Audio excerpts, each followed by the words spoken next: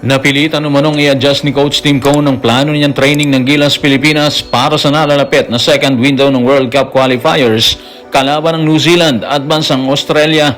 Ang dahilan, isiniwalat niya sa interview ng media at ang ilan nating mga kababayan sinasabing scouted na ng mga kalabang bansa ang galaw ng pambansang kupunan. Ayon pa sa kanila, nangangapa ang hanay ng Gilas dahil hindi umano alam ang galaw ng ating mga kalaban.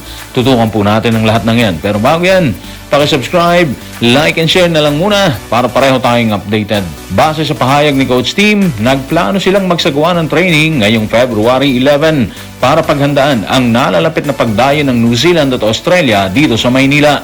Subalit ayon na rin sa inilabas niyang mensahe sa media, magkakaproblema sila kung hindi sila mag-a-adjust ng petsa. Narito ang kanyang pahayag. Tutukan natin si Coach Tim sa report ni Richard D. ng The Manila Times. Target sana namin na February 11 pero mukhang 4 o 5 lang ang pwede or available para sa ensayo.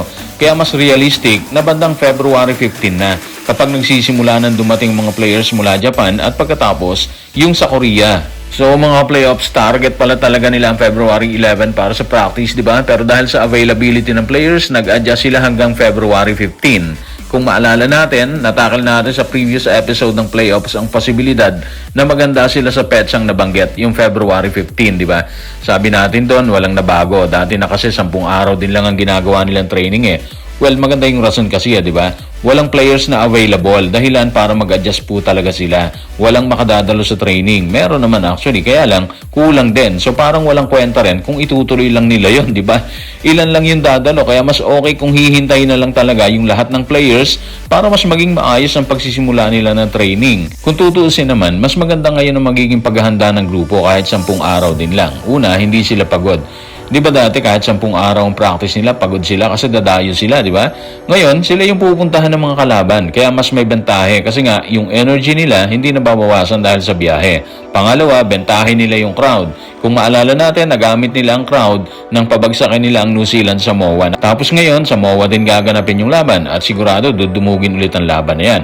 Base sa bentahan ng ticket mga playoffs, sold out na ata sila doon. So yung suporta talaga ng ating mga kababayan, kahit mahal ang ticket, andun pa rin yan. Hindi talaga siya nawawala.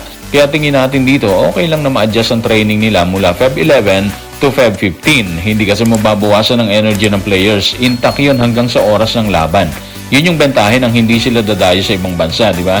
Mas may lakas sila dyan. Ang problema, kalaban nila ang malalakas na team eh. Yung New Zealand and of course yung Australia. So abangan natin itong mga playoffs kung ano yung kayang ibigay sa atin ng pambansang kupunan pagdating ng aktual na bakbakan. Kung napilitang mag-adjust ng petsa ng training si Coach Tim Cone, binabandera naman ang ating mga kababayan na na-scout na ng mga kalabang bansa ang grupo at estilo ng laro ng Gilas Pilipinas. Dagdag pa nila, lagi umanong nangangapa ang Gilas at hindi alam ang galaw ng mga kalaban. Narito ang kanilang pahayag. Tutukan natin si Anonymous sa comment section ng playoffs sa Playoffs YouTube channel. Oo, may chemistry kaya lang scouted na silang lahat eh. Dapat may balasahan para malito yung kalaban. Parang sila, lagi nangangapa ang Gilas, hindi natin alam ang mga galaw ng ating mga kalaban. Kaya hindi advisable yung mga dating players ang ilalaban natin. Alam niyo mga playoffs, medyo matagal na rin umuugong ang ganung usapin tungkol sa hanay ng Gilas Pilipinas. Kesyo scouted na sila dahil hindi nagpapalit ng players si Coach Tim. Kesyo yung iba dapat palitan dahil hindi umano magandang performance sa mga nakaraang bakbakan, di ba? Kung susuriin mong mabuti, tama rin naman ang ating mga kababayan, may point sila kapag sinasabi nila na dapat balasahin talaga. Pero ang paninindigan kasi ng SBP at ni Coach Tim, ando na tayo sa programa. Tutok na ang lahat or pasok na ang players sa inilatag nilang programa. Kaya tingin nila hindi advisable na magbalasa talaga. Pwede namang magpalit. Ginagawa na ni Coach Tim Cone yun eh. Katulad ni Jamie Malonzo, pinalitan na siya dito, di ba? Ganon din si Mason Amos, tinanggal na rin siya dyan. Pero hindi pwedeng gayahin ang estilo ng ibang bansa na marami yung pinapalitan. Una, yung ibang bansa, tingin ko may time sila mga playoffs para mag-practice ng matagal. Ang Gilas, wala sila dyan. 10 days lang palagi sila sa practice. So, isa na yun sa red flag. Kaya hindi pwedeng malimit magpalit. Pangalawa, kung makapit ang SBP at si Coach Tim sa sistemang ginagamit nila dyan. Dahilan ng grupo, mahirap magturo ulit or magsimula sa scratch. Kaya hindi rin advisable kung papalit-palit ng players. Yung itinuro nila dati na dapat intact sa players, kapag nagpalit sila, magsisimula na naman sila sa umpisa, di ba? Hindi natin sinasabi na ito na yung totoong rason, pero posibleng kasama yan sa mga rason mga playoffs. Yan ang mga posibleng rason bakit kailangang walang papalitan sa kanilang hanay. Dapat buo sila. Sa isang side, katulad ng ating mga kababayan, tama rin si Coach Tim at ang SBP. Mahirap palitan kung pasok na ang isang player sa sistema ng kanilang grupo.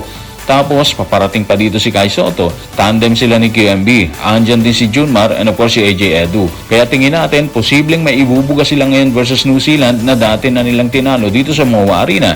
Yung Australia, mahirap magsalita kasi sobrang lakas nila dyan eh. Pero sa bawat laban kasi, kahit underdog ng isang grupo or individual, hindi nawawala yung upset. Kaya siguro, tingnan na lang natin sa saktong bakbakan kung ano ang ibibigay ng grupo ni Coach Tim kapag nakaharap nila ang bansang Australia. So guys, maraming salamat.